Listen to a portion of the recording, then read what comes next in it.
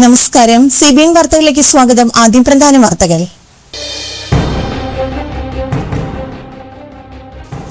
Baker's association Chalakudy മണ്ഡലം കമ്മിറ്റിയുടെ നേതൃത്വത്തിൽ പാചകവാതക വില വർധനവിനെതിരെ പ്രതിഷേധം സംഘടിപ്പിച്ചു.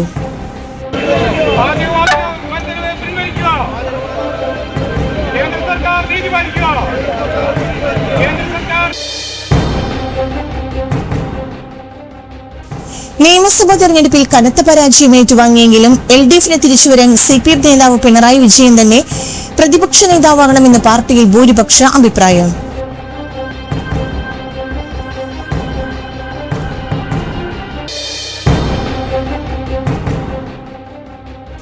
പ്രതിപക്ഷ നേതാവ് VD സതീശനെയും മുതിർന്ന കോൺഗ്രസ് നേതാക്കളായ രമേശ് ചെന്നിത്തലയെയും KC വേണുഗോപാലിനെയും പുകഴ്ത്തി SNDP യോഗം ജനറൽ സെക്രട്ടറി വെള്ളാപ്പള്ളി നടേശൻ.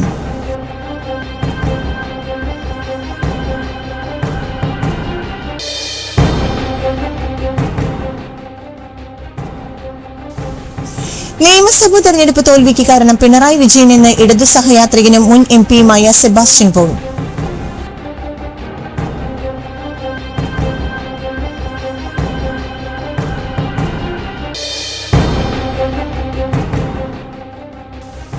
ആര് മുഖ്യമന്ത്രിയായാലും പ്രശ്നമില്ലെന്ന് NSS general secretary G. Sukumaran Nair.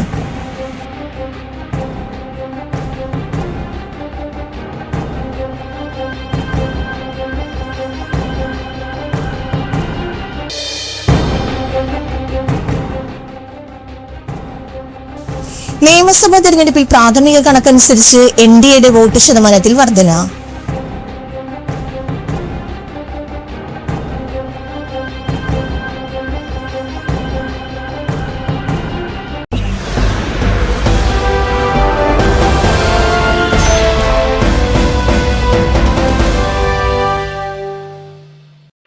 വാർത്തകൾ വിശദമായി.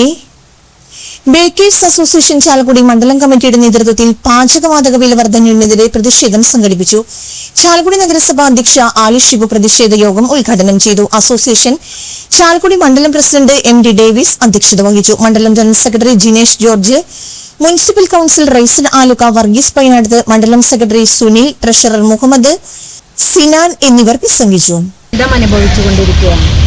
നമ്മെ സംബന്ധിച്ചിടത്തോളം ആദ്യം തന്നെ വീട്ടാവശ്യത്തിനുള്ള പാചകവാതകത്തിന് ബുദ്ധിമുട്ട് അനുഭവിച്ചു. നമുക്കറിയാം, ജനപ്രതിനിധികൾ എല്ലാവരും തന്നെ നമ്മുടെ ആശാ ഗ്യാസ് ഓഫീസിൽ ചെന്ന് സമരം ചെയ്യുകയും അപ്പോൾ അവരിൽ നിന്ന് കിട്ടിയ ഒരു നിർദ്ദേശമനുസരിച്ച് ബുക്കിംഗ് നമ്പർ വരെ അപ്പോഴാണ് നമുക്ക് പുതിയതായിട്ട് ഉണ്ടായ സാഹചര്യം നമ്മൾ അറിയാനായിട്ട് ഇടയായത്. അപ്പോൾ നമുക്ക് കുറച്ചും കൂടെ നമുക്ക് പരിഹരിക്കാം എന്നുള്ള രീതിയിൽ മുന്നോട്ട് പോയി. തുടർന്ന് നമുക്കറിയാം, നമ്മളുടെ അധ്യക്ഷൻ ഇവിടെ സൂചിപ്പിച്ചതുപോലെ നമ്മുടെ ബേക്കേഴ്സ് ആൻഡ് കാറ്ററിംഗ് ഈ ഫീൽഡിലേക്ക് 19 kg നമുക്ക് കിട്ടുന്ന ആ ഗ്യാസ് വിതരണം വളരെയധികം ബുദ്ധിമുട്ട് അനുഭവിച്ചുകൊണ്ടാണ് നമ്മളിന്ന് മുന്നോട്ട് പോയിക്കൊണ്ടിരിക്കുന്നത്. കുറച്ച് നാളുകളായി നമ്മുടെ കടകളിൽ നമുക്കറിയാം, ചായ ചോദിച്ചാൽ ചായ ഉണ്ടാവില്ല, അല്ലെങ്കിൽ പൊറോട്ട അടിക്കാൻ പറ്റുന്നില്ല, അങ്ങനെ മറ്റു സംവിധാനങ്ങളൊന്നുമില്ലാതെ തന്നെ ഈ വായ്പയും മറ്റുമെടുത്ത് കടക്കാർ വളരെ ദുരിതമനുഭവിച്ചുകൊണ്ട് തന്നെയാണ് ആ ഷോപ്പുകൾ നടത്തിക്കൊണ്ട് പോകുന്നത്. അപ്പോൾ ഇതിനൊരു പരിഹാരം കിട്ടണം. ഇതിൻ്റെ കേന്ദ്ര ഗവൺമെൻറ്റിൻ്റെ ഭാഗത്തു നിന്ന് നമുക്ക് നീതി ലഭിക്കണം. ആദ്യം തന്നെ നമുക്ക് കിട്ടിയ സബ്സിഡി ആദ്യം ഒഴിവാക്കിക്കളഞ്ഞു. അതിലേക്ക് നമുക്ക് ഗ്യാസ് തന്നിരുന്നു. ഇപ്പോൾ ആ സബ്സിഡി ഇല്ലാതെ തന്നെ നേരത്തെ പറഞ്ഞ പോലെ ഏകദേശം 1442 രൂപയോളം വർധനവ് വരുത്തിക്കൊണ്ടാണ് കേന്ദ്ര സർക്കാർ നീതി പാലിക്കുക. കേന്ദ്ര സർക്കാർ നീതി പാലിക്കുക. പ്രതിഷേധം പ്രതിഷേധം പ്രതിഷേധം പോസ്റ്റ് ഓഫീസ് ധർണ പ്രതിഷേധം പോസ്റ്റ് ഓഫീസ് ധർണ പ്രതിഷേധം.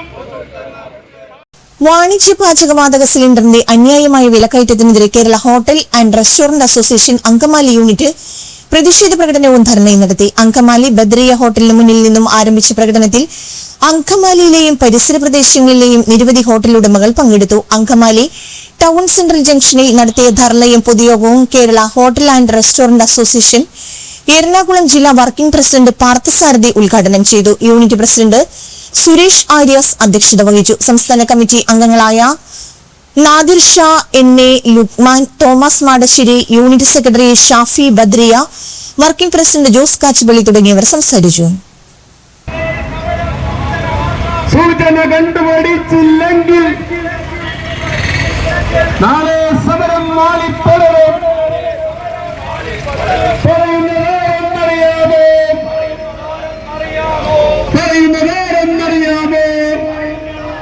വിവരണമെല്ലാം പിടിച്ചു വയ്ക്കുക. കാരണം 4 സംസ്ഥാനങ്ങളിലെ തിരഞ്ഞെടുപ്പ് നടക്കാനുണ്ട്. അതുവരെയും പരമാവധി വാതക സിലിണ്ടറുകൾ പിടിച്ചു വച്ചിട്ട് തിരഞ്ഞെടുപ്പിൻ്റെ കോലാഹലമെല്ലാം അവസാനിക്കുമ്പോൾ ഈ പിടിച്ചു വച്ചിരിക്കുന്ന 10,000-കണക്കിന് അല്ലെങ്കിൽ ലക്ഷക്കണക്കിന് വാതക സിലിണ്ടറുകൾക്ക് 1000 രൂപയുടെ വിലവർദ്ധനവിൽ എത്രായിരം കോടിയാണ് നമ്മുടെ കേന്ദ്ര ഗവൺമെൻറ്റും പെട്രോളിയം കമ്പനികളും കൈക്കലാക്കുന്നതെന്ന് കേന്ദ്ര ഗവൺമെൻറ്റും പെട്രോളിയം കമ്പനികളും ഈ ഒരു വിഷയത്തിൽ സമീപനം ഉൾക്കൊണ്ടതുകൊണ്ടും തിരഞ്ഞെടുപ്പ് കഴിഞ്ഞപ്പോൾ 1000 രൂപ, അതായത് 3000-ന് താഴെ കൊടുക്കുന്നത് 30,000 രൂപ അവരുടെ ആകെ വരുമാനമായിരിക്കും.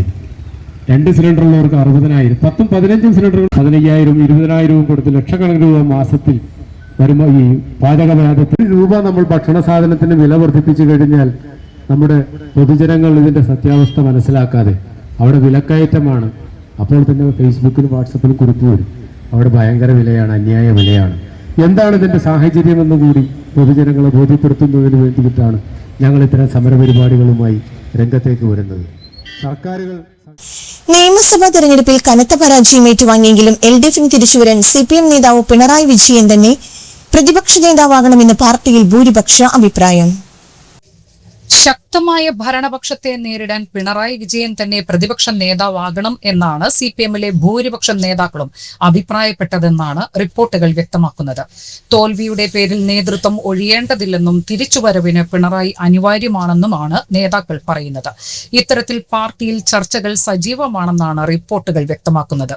കഴിഞ്ഞ 3 പതിറ്റാണ്ട് കാലം പാർട്ടിയെ നയിച്ചത് പിണറായി വിജയനാണ്. ഇതിൽ 10 വർഷം മുഖ്യമന്ത്രിയായാണ് പാർട്ടിയെ നയിച്ചത്. ഇപ്പോൾ ഒരു തോൽവിയുടെ പേരിൽ പിണറായി വിജയൻ മാറി നിൽക്കേണ്ടതില്ല എന്നാണ് നേതാക്കൾ പറയുന്നത്. അത്തരത്തിൽ മാറി നിന്നാൽ തോൽവിയുടെ മുഴുവൻ ഉത്തരവാദിത്വവും പിണറായിയുടെ മേൽ വരും. കമ്മ്യൂണിസ്റ്റ് പാർട്ടിയെ സംബന്ധിച്ച് ജയപരാജയങ്ങളെ സ്വാഭാവികമായി കാണുന്ന രീതിയാണ് ഉള്ളതെന്നും നേതാക്കൾ പറയുന്നു.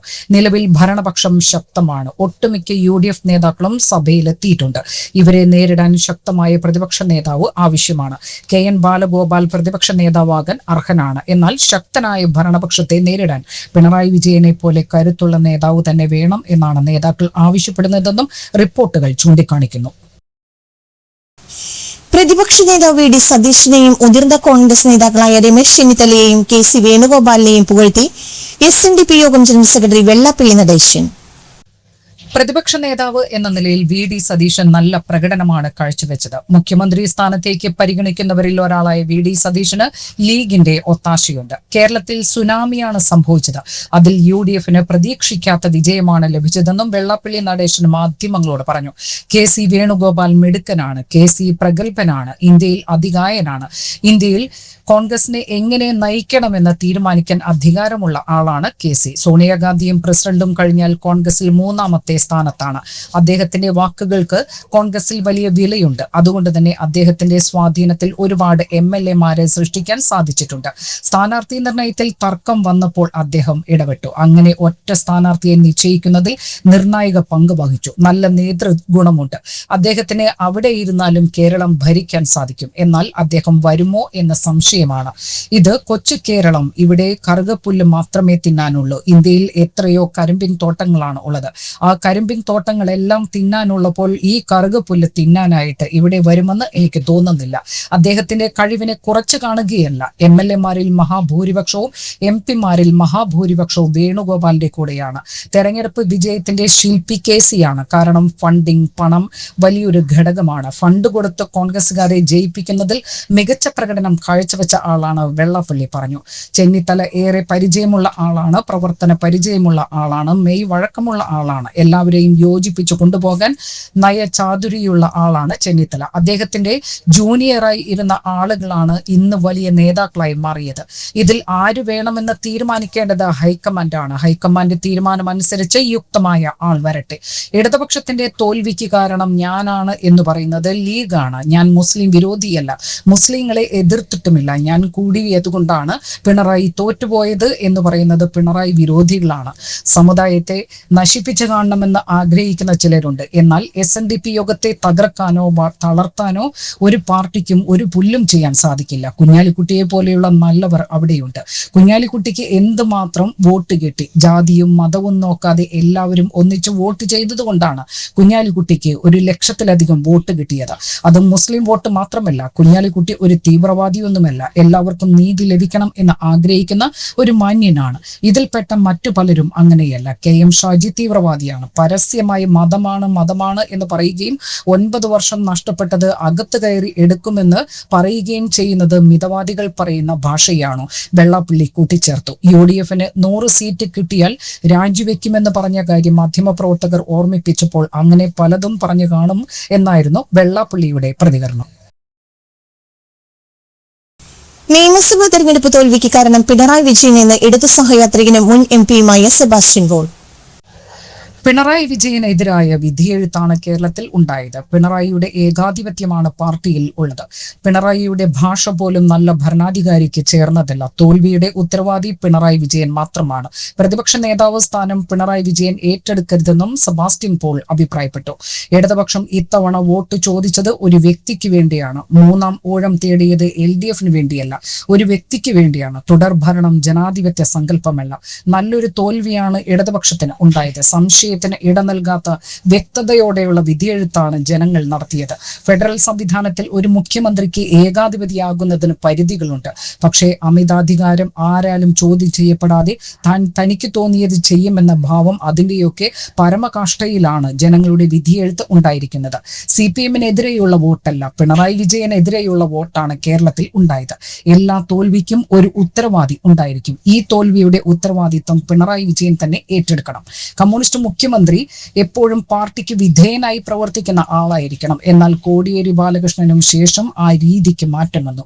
ഇപ്പോൾ പാർട്ടി സെക്രട്ടറി ഉണ്ടോ എന്ന് പോലും സംശയം തോന്നുന്നു. പാർട്ടിയുടെ യാതൊരു നിയന്ത്രണവും ഇല്ലാതെ പിണറായി വിജയൻ എന്ന വ്യക്തിയെ അദ്ദേഹത്തിന്റെ സ്വന്തം ഇഷ്ടത്തിന് പ്രവർത്തിക്കാനുള്ള അവസരം ഉണ്ടാക്കി കൊടുത്തു. അത് വലിയ തെറ്റായിരുന്നുവെന്ന് സെബാസ്റ്റ്യൻ പോൾ പറഞ്ഞു. ചുരുങ്ങിയ പക്ഷം വാക്കുകൾ ഉപയോഗിക്കുമ്പോൾ വാക്കുകളിലെങ്കിലും മിതത്വം പാലിക്കണം, മാന്യത കാണിക്കണം എന്നെങ്കിലും പാർട്ടി പറയണമായിരുന്നു. എതിരാളികൾക്കെതിരെ എന്തും പറയുന്നത് ജനാധിപത്യ സംവിധാനത്തിൽ ജനങ്ങൾ അംഗീകരിക്കുകയേയില്ല. വീട്ടിൽ പോയി ചോദിക്കുക തുടങ്ങിയ പ്രയോഗങ്ങൾ, അതിനേക്കാൾ മോശമായ പദപ്രയോഗം മുമ്പും പിണറായി വിജയൻ നടത്തിയിട്ടുണ്ട്. അതിനൊരു നിയന്ത്രണം വരുത്താനുള്ള അവസരം തെരഞ്ഞെടുപ്പാണ്. അത് ഭംഗിയായി ജനങ്ങൾ വിനിയോഗിച്ചു. ബംഗാളിൽ 15 വർഷത്തെ ഭരണത്തിന് ശേഷം മമതാ ബാനർജിയെ പുറത്താക്കിയപ്പോഴും CPM-നെ തിരിച്ചു കൊണ്ടുവരാമെന്ന് ജനങ്ങൾ ചിന്തിച്ചിട്ടില്ല. പകരം BJP-യാണ് ഭരണത്തിൽ വന്നത്. സെബാസ്റ്റ്യൻ പോൾ ചൂണ്ടിക്കാട്ടി.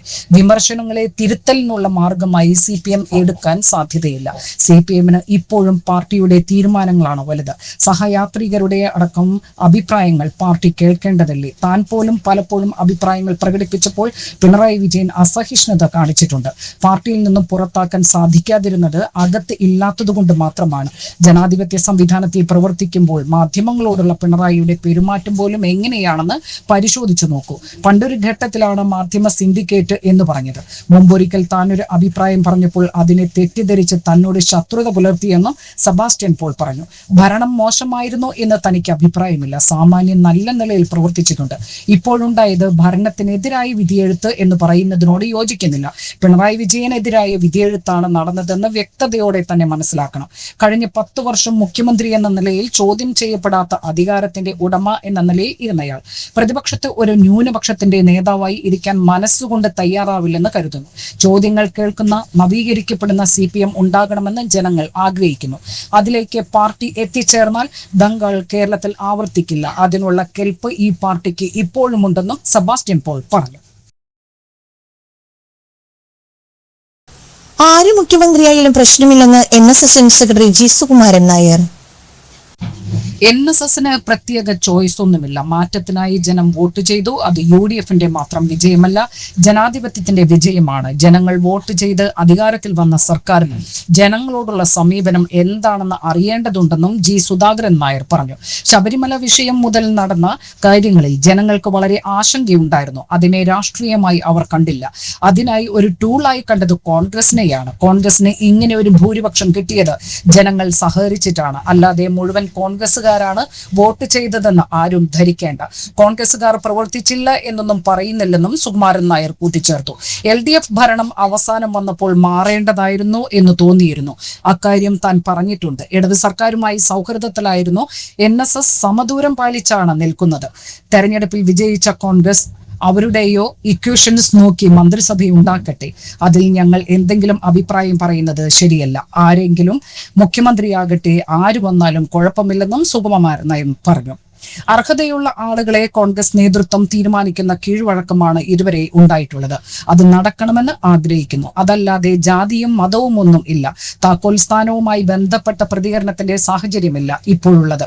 ഒരു കൂട്ടർ സാമുദായികമായിട്ട് അവകാശം ചോദിച്ചപ്പോൾ ഞങ്ങൾ മിണ്ടാതിരിക്കുന്നത് ശരിയല്ലല്ലോ, അതുകൊണ്ട് പറഞ്ഞു എന്ന് മാത്രമേ ഉള്ളൂ. VD സതീഷിനേക്കാൾ സീനിയറായ നേതാക്കളും കോൺഗ്രസിലുണ്ട്. ആ കൂട്ടത്തിൽ സതീഷിനുമുണ്ട്. ആരെ വേണമെങ്കിലും മുഖ്യമന്ത്രിയായി തെരഞ്ഞെടുത്തോട്ടെ, പക്ഷേ അർഹത നോക്കി വേണം തെരഞ്ഞെടുക്കാനെന്ന് സുകുമാരൻ നായർ പറഞ്ഞു. ആർക്കെങ്കിലും വോട്ട് ചെയ്യണമെന്ന് NSS ആസ്ഥാനത്തു നിന്നും ആരോടും പറഞ്ഞിട്ടില്ല. KC വേണുഗോപാൽ മുഖ്യമന്ത്രിയാകണോ എന്ന ചോദ്യത്തിന് അത് കോൺഗ്രസ് തീരുമാനിക്കട്ടെ. സമുദായമല്ല, ജനാധിപത്യമാണ് പ്രധാനം. ചിലർ സമുദായപരമായ ഡിമാൻഡ് കൊണ്ടുവന്നപ്പോഴാണ് NSS മുമ്പ് എതിർത്തത്. NSSന്റെ നിലപാട് വിജയത്തിൽ സ്വാധീനമുണ്ടാക്കിയിട്ടുണ്ട്. മന്ത്രിസഭാ രൂപീകരണം ഞങ്ങളെല്ലാം നിരീക്ഷിക്കേണ്ടത്. ആര് മുഖ്യമന്ത്രിയായാലും കുഴപ്പമില്ല, പക്ഷേ അതിന് മാനദണ്ഡം വേണം. ജനങ്ങൾ ആഗ്രഹിച്ചുണ്ടാക്കിയ സർക്കാരാണ്, അതുകൊണ്ടാണ്. രമേശ് ചെന്നിത്തല മുഖ്യമന്ത്രിയാകാൻ യോഗ്യനാണോ എന്ന ചോദ്യത്തിന് അദ്ദേഹം സഹോദരനാണ്. എന്നാൽ മുഖ്യമന്ത്രിയെ തീരുമാനിക്കേണ്ടത് കോൺഗ്രസ് നേതൃത്വമാണ്. മുഖ്യമന്ത്രി സ്ഥാനത്തേക്ക് എല്ലാവരും യോഗ്യരാണ്. അതിനെ തിരിച്ച് ചോദിക്കേണ്ട കാര്യമില്ലെന്നും സുകുമാരൻ നായർ പറഞ്ഞു. നിയമസഭാ തെരഞ്ഞെടുപ്പിൽ പ്രാഥമിക കണക്കനുസരിച്ച് NDAയുടെ വോട്ട് ശതമാനത്തിൽ വർധന. 2021 നിയമസഭാ തെരഞ്ഞെടുപ്പിനെ അപേക്ഷിച്ച് വോട്ട് ശതമാനത്തിൽ NDAക്ക് 2% വർധനയുണ്ടായത്. 12.41% നിന്ന് 14.2% വോട്ട് വിഹിതം വർദ്ധിച്ചത്. എന്നാൽ പാർലമെന്റ് തെരഞ്ഞെടുപ്പിൽ കിട്ടിയ 19.26% അപേക്ഷിച്ച് നിയമസഭാ തെരഞ്ഞെടുപ്പിൽ NDAക്ക് 5.13% കുറവുണ്ടായി. തദ്ദേശ തെരഞ്ഞെടുപ്പിൽ 14.71% NDAയുടെ വോട്ട് വിഹിതം. അതേസമയം സംസ്ഥാനത്തെ 20 മണ്ഡലങ്ങളിൽ 23 മുതൽ 40.75% വരെയാണ് BJPയുടെ വോട്ട് ശതമാനമെന്ന് കണക്കുകൾ വ്യക്തമാക്കുന്നു. ഇതിൽ BJP സംസ്ഥാന അധ്യക്ഷൻ രാജീവ് ചന്ദ്രശേഖർ വിജയിച്ച നേമത്താണ് ഏറ്റവും കൂടുതൽ വോട്ട് ശതമാനം. 40.75% BJPയുടെ വോട്ട് വിഹിതം. തെരഞ്ഞെടുപ്പിൽ BJP 3 കത്താണ് വിജയിച്ചത്. BJP വിജയിച്ച മറ്റൊരു മണ്ഡലമായ ചാത്തന്നൂരിൽ 38.04% BJPയുടെ വോട്ട് ശതമാനം. BJPയുടെ BV ഗോപകുമാർ 4012 വോട്ടുകൾക്കാണ് ഇവിടെ വിജയിച്ചത്. മുൻ BJP സംസ്ഥാന അധ്യക്ഷൻ K. സുരേന്ദ്രൻ മത്സരിച്ച മഞ്ചേശ്വരമാണ് തൊട്ട് പിന്നിൽ. 36.05% ഇവിടത്തെ BJPയുടെ വോട്ട് വിഹിതം. ഇവിടെ UDFന് പിന്നിൽ 2ാം സ്ഥാനത്താണ് NDA. മഞ്ചേശ്വരത്തിന് പുറമെ കാസർഗോഡ്, പാലക്കാട്, തിരുവല്ല, ആറ്റിങ്ങൽ, മലമ്പുഴ മണ്ഡലങ്ങളിലാണ് BJP 2ാമത് എത്തിയത്. NDA വിജയിച്ചു കയറിയ 3ാമത്തെ മണ്ഡലമായ കഴക്കൂട്ടത്ത് 35.06% BJPയുടെ വോട്ട് ശതമാനം. മുൻ കേന്ദ്രമന്ത്രി V. മുരളീധരനാണ് ഇവിടെ താമര വിരിയിച്ചത്. ശോഭാ സുരേന്ദ്രൻ മത്സരിച്ച പാലക്കാടും 3% മുകളിലാണ് വോട്ട് ശതമാനം. 33.33% ഇവിടുത്തെ BJPയുടെ വോട്ട് വിഹിതം. സംസ്ഥാനത്ത് സ്വർണ്ണവില തിരിച്ചു കയറുന്നു. പവന് ഒറ്റയടിക്ക് 1560 രൂപ വർദ്ധിച്ചതോടെ 1,10,000 കടന്നിരിക്കുകയാണ് സ്വർണ്ണവില. 1,10,960 രൂപയാണ് ഒരു പവൻ സ്വർണത്തിന്റെ വില. ഗ്രാമിന് ആനുപാതികമായി 195 രൂപയാണ് ഉയർന്നത്. 13,870 രൂപയാണ് ഒരു ഗ്രാം സ്വർണത്തിന്റെ വില. ആഗോള വിപണിയിൽ എണ്ണവില കുറഞ്ഞതടക്കമുള്ള വിഷയങ്ങളാണ് സ്വർണ്ണവിലയെ സ്വാധീനിച്ചത്. ഇറാനുമായുള്ള യുദ്ധം അവസാനിപ്പിച്ച് സമാധാന കരാർ കൊണ്ടുവരുമെന്ന അമേരിക്കൻ പ്രസിഡന്റ് ഡൊണാൾഡ് ട്രംപിന്റെ വാക്കുകളാണ് എണ്ണവിലയിൽ പ്രതിഫലിച്ചത്. ഇന്ത്യ മുഖ്യമായി ആശ്രയിക്കുന്ന ബ്രന്റ് ക്രൂഡിന്റെ വില ബാരലിന് $107 താഴ്ന്നിരിക്കുന്നത്. പ്രതിഫലിക്കുന്നത്. പശ്ചിമേഷ്യയിൽ സംഘർഷം തുടരുന്നതടക്കമുള്ള വിഷയങ്ങളാണ് സ്വർണ്ണവിലയിൽ പ്രതിഫലിക്കുന്നത്. ജനുവരി 29 രേഖപ്പെടുത്തിയ 1,31,160 രൂപയാണ് സ്വർണ്ണവിലയിലെ റെക്കോർഡ്. ഡിസംബർ 23 പവൻ വില ആദ്യമായി 1 ലക്ഷം കടന്നത്. സംസ്ഥാനത്ത് എറണാകുളം, തൃശൂർ ജില്ലയ്ക്ക് പുറമെ പത്തനംതിട്ട, ഇടുക്കി, കോഴിക്കോട്, വയനാട് ജില്ലകളിലും ഒറ്റപ്പെട്ട ശക്തമായ മഴയാണ് കേന്ദ്ര കാലാവസ്ഥാ വകുപ്പ് പ്രവചിക്കുന്നത്. ജാഗ്രതയുടെ ഭാഗമായി ഈ ജില്ലകളിൽ യെല്ലോ അലർട്ട് പ്രഖ്യാപിച്ചു. സംസ്ഥാനത്ത് ഞായറാഴ്ച വരെ ഇടിമിന്നലോടുകൂടിയ ശക്തമായ മഴയാണ് പ്രവചിക്കുന്നത്. വ്യാഴാഴ്ച പത്തനംതിട്ട, കോട്ടയം, ഇടുക്കി, എറണാകുളം ജില്ലകളിലും, വെള്ളിയാഴ്ച കൊല്ലം, ആലപ്പുഴ, എറണാകുളം, തൃശൂർ, കോഴിക്കോട് ജില്ലകളിലും, ശനിയാഴ്ച തിരുവനന്തപുരം, കൊല്ലം, പത്തനംതിട്ട, ആലപ്പുഴ, കോട്ടയം, ഇടുക്കി, എറണാകുളം ജില്ലകളിലും ഒറ്റപ്പെട്ട ശക്തമായ മഴ ലഭിക്കുമെന്നാണ് കാലാവസ്ഥാ വകുപ്പിന്റെ മുന്നറിയിപ്പിൽ പറയുന്നത്. ഞായറാഴ്ച തിരുവനന്തപുരം, കൊല്ലം, പത്തനംതിട്ട, ആലപ്പുഴ ജില്ലകളിലും യെല്ലോ അലർട്ട് പ്രഖ്യാപിച്ചിട്ടുണ്ട്. ഇടിമിന്നലോടുകൂടിയ മഴയ്ക്കൊപ്പം മണിക്കൂറിൽ 40-50 കിലോമീറ്റർ വരെ വേഗത്തിൽ ശക്തമായ കാറ്റിനും സാധ്യതയുണ്ട്. ഇടിമിന്നൽ അപകടകാരിയായതിനാൽ ജാഗ്രത പാലിക്കണമെന്നും മുന്നറിയിപ്പിൽ പറയുന്നു. 24 മണിക്കൂറിൽ 64.5 മില്ലിമീറ്റർ മുതൽ 115.5 മില്ലിമീറ്റർ വരെ മഴ ലഭിക്കുന്ന സാഹചര്യത്തെയാണ് ശക്തമായ മഴ എന്നതുകൊണ്ട് അർത്ഥമാക്കുന്നത്. പ്രധാന വാർത്തകൾ ഒരിക്കൽ കൂടി.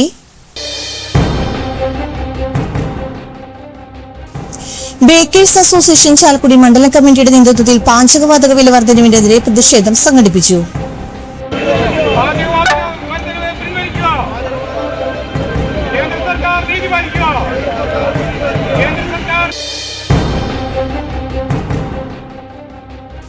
നിയമസഭാ തെരഞ്ഞെടുപ്പിൽ കനത്ത പരാജയം ഏറ്റുവാങ്ങിയെങ്കിലും LDFന് തിരിച്ചുവരാൻ CPF നേതാവ് പിണറായി വിജയൻ തന്നെ പ്രതിപക്ഷ നേതാവാകണമെന്ന് പാർട്ടിയിൽ ഭൂരിപക്ഷ അഭിപ്രായം.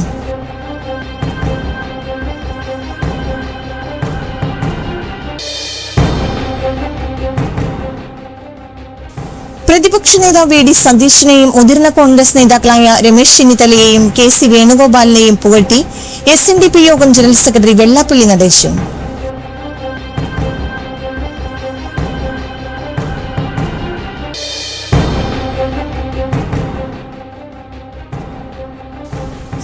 നിയമസഭാ തെരഞ്ഞെടുപ്പ് തോൽവിക്ക് കാരണം പിണറായി വിജയൻ എന്ന ഇടതു സഹയാത്രികനും മുൻ MP-യുമായ സെബാസ്റ്റ്യൻ പോൾ.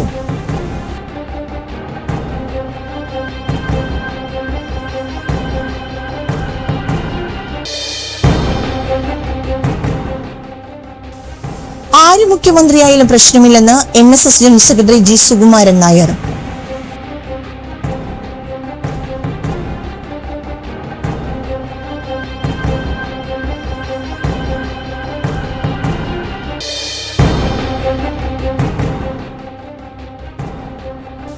നിയമസഭാ തെരഞ്ഞെടുപ്പിൽ പ്രാഥമിക കണക്കനുസരിച്ച് NDAയുടെ വോട്ട് ശതമാനത്തിൽ വർധന.